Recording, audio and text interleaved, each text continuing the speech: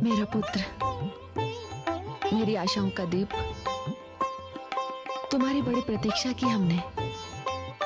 सच पूछो तो तुम्हारी बड़ी आवश्यकता थी।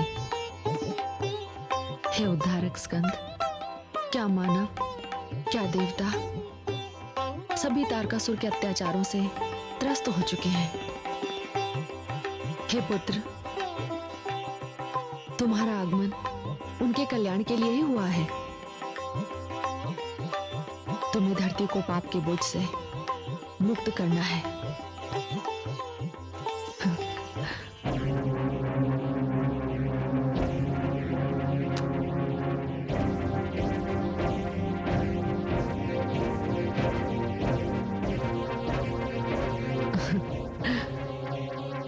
पुत्री पार्वती। अरे दाई मां निर्मला, आप? हाँ पुत्री, तेरा जन्म भी मेरे हाथों हुआ था और इस बालक का जन्म भी मेरे हाथों हुआ है। इस सुंदर बालक को तू मुझे दे दे और तू विश्राम कर। नहीं दाई मां, विश्राम किस बात का? पुत्री, जच्चा प्रसूति गृह से 6 दिन बाहर नहीं जा सकती। जब तुम्हारे लाल की छठी होगी तब तुम बाहर चली जाना। बाहर भगवान शिव, महाराज हिमाचल और तुम्हारी माता श्री प्रतीक्षा कर रहे हैं। मैं इस शुभ समाचार की सूचना भिजवा देती हूँ। अब तू विश्राम कर। ठीक है दाई मां।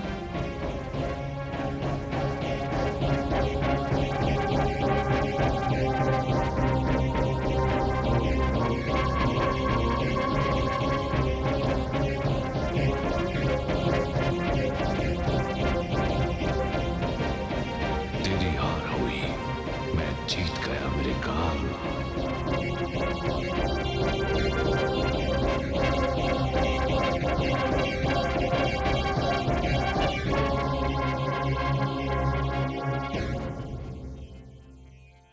बधाई हो प्रभु, शुभ समाचार है। सूर्य के समान तेजस्वी पुत्र ने जन्म लिया है। या माता, पुत्र जन्म की बधाई हो। आपको भी बधाई हो, आप भी तो नाना नानी बन गए। चलिए आइए।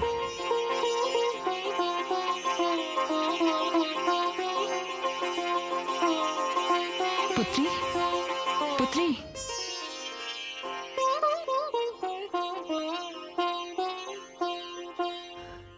माताश्री, मेरा पुत्र। पुत्री, हम भी तो तुम्हारे पुत्र को देखने आए हैं। कहाँ है पुत्र? दाई मां की गोद में होगा। दाई माँ की गोद में? किंतु धाई माँ है कहाँ? कदाचित वो बालक को लेकर बाहर गई हैं। बाहर गई है? अभी तो हम बाहर से भीतर आ रहे हैं और बाहर जाने का केवल एक ही मार्ग है। तो फिर दाई मां गई कहाँ?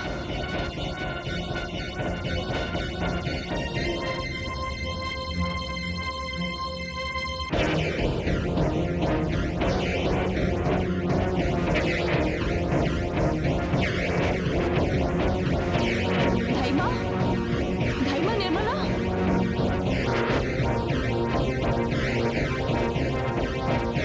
दाई माँ, दाई माँ।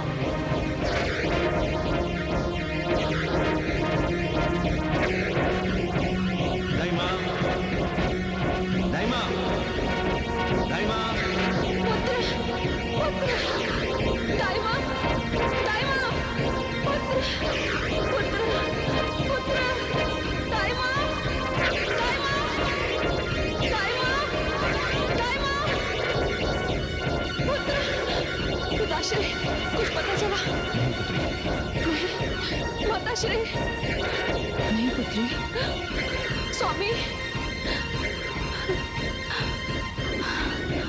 कुछ पता नहीं चला। तो फिर कहाँ गया मेरा पुत्र? कहाँ गया?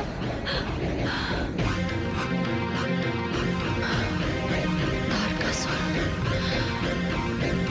तारकासुर।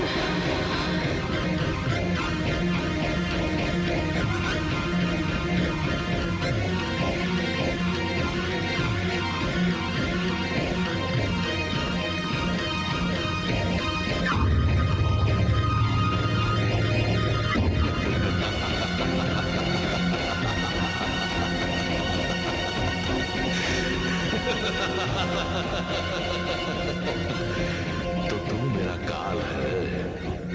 मेरे काल, तुझे तो 7 मास के पश्चात मुझे मारने का वरदान मिला है। बस ब्रह्मा जी ने यही एक चूक कर दी। भाग्य विधाता ये भूल गया कि यदि तारकासुर जन्म लेते ही अपने काल को मार देगा तो क्या होगा। हे ब्रह्मा, हे आदि प्रजापति, मैंने तेरे वरदान को असत्य सिद्ध कर दिया है। आज मैं अपनी मृत्यु पर विजय पाने जा रहा हूं। इस बालक का अंत करने के पश्चात मैं अमर हो जाऊंगा। अमर। हे ब्रह्मा,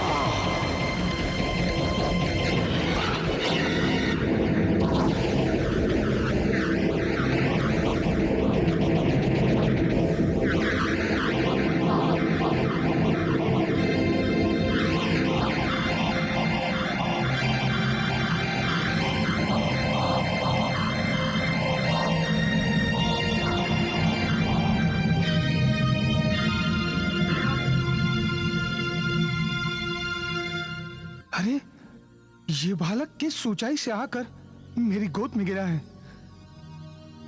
ऐसा कौन निष्ठुर है, पाषाण हृदय है, जिसने इस नवजात शिशु को इस प्रकार त्याग कर मृत्यु के मुंह में फेंक दिया।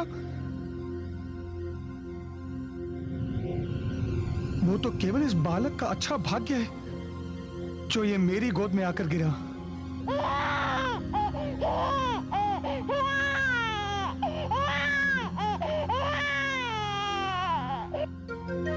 हे आकाश, हे पृथ्वी, हे दसों दिशाओं, तुम साक्षी हो। वो मायावी असुर तारकासुर मेरे पुत्र का अपहरण करके ले गया। यदि शीघ्र मेरा पुत्र मुझे वापस नहीं मिला तो मैं सारे संसार को अपनी क्रोधाग्नि में जलाकर भस्म कर दूंगी। शांत हो जाइए महादेवी, शांत हो जाइए। शांत महादेवी, शांत। कैसे शांत हो जाऊं स्वामी? जिस माता की गोद से उसका पुत्र छिन जाए वो शांत कैसे हो सकती है? मेरे पुत्र के साथ कुछ भी अनुचित हो सकता है। नहीं महादेवी, पार्वती के पुत्र के साथ कोई अनिष्ट नहीं कर सकता। इतना साहस तो किसी में भी नहीं है। नहीं स्वामी, मुझे मेरा पुत्र चाहिए, नहीं तो आज मैं किसी की नहीं सुनूंगी। यदि कैलाश भी असुरक्षित है तो सुरक्षा कहाँ है? हे महादेवी, इतना विचलित होने की आवश्यकता नहीं है। आप तो जानती हैं इस बालक के हाथ से तारकासुर का अंत होना है। जब यह बालक 7 मास का होगा तारकासुर का अंत कर देगा। यही तो ब्रह्मा जी का लेख है। वो 7 मास का हो पाएगा तभी तो मारेगा ना तारकासुर को।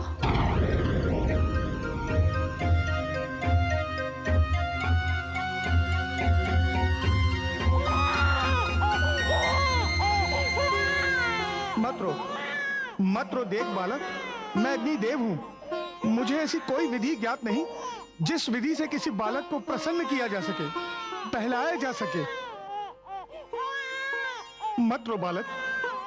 हे प्रभु, अब मैं क्या करूं?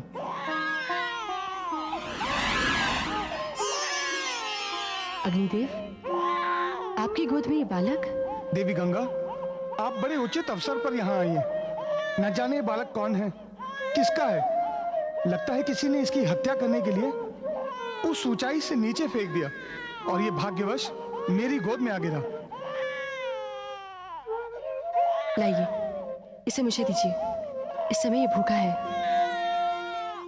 देवी, सच पूछे तो मैं देवराज इंद्र की आज्ञा अनुसार कैलाश के आसपास इसलिए भ्रमण कर रहा था कि तारकासुर कोई उत्पात न खड़ा कर दे। देवी, अब मैं वरुण लोक जाता हूँ और इस बालक की देखरेख का उत्तरदायित्व आपका है। आप निश्चिंत होकर जाइए। मैं इस समय कैलाश जा रही थी। माताश्री पिताश्री वहां पहुंच चुके हैं, किंतु सर्वप्रथम इस बालक का पहले कोई प्रबंध कर दूं। इस समय ये भूखा है। अच्छा देवी, अब मैं चलता हूँ। प्रणाम। प्रणाम।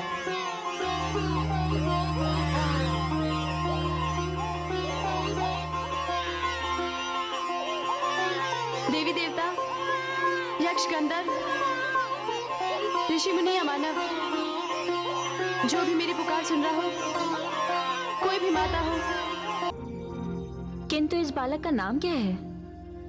आप 6 कृतिकाएं हैं। आपने प्रथम बार इस बालक को अपना दूध पिलाया है, इसलिए अब मैं इसका नाम कार्तिकेय रखती हूँ। कार्तिकेय? हाँ, कुमार कार्तिकेय।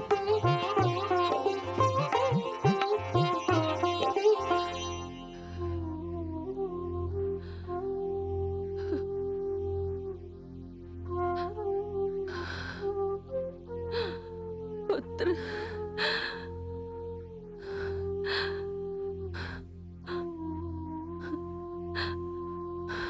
पुत्र,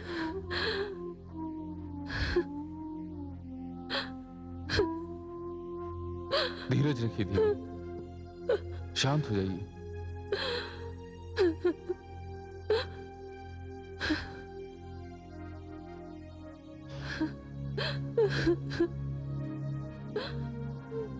पुत्री पार्वती, हम संसार में किसी को भी मुख दिखाने योग्य नहीं रहे। हम अपने साथ संकट को लेकर आए। पुत्री पार्वती, हम तो संसार की वो माता पिता हैं जिन्होंने स्वयं अपनी पुत्री को दुख और पीड़ा की अग्नि में धकेल दिया। नहीं पिताश्री, नहीं, इसमें आपका दोष नहीं है।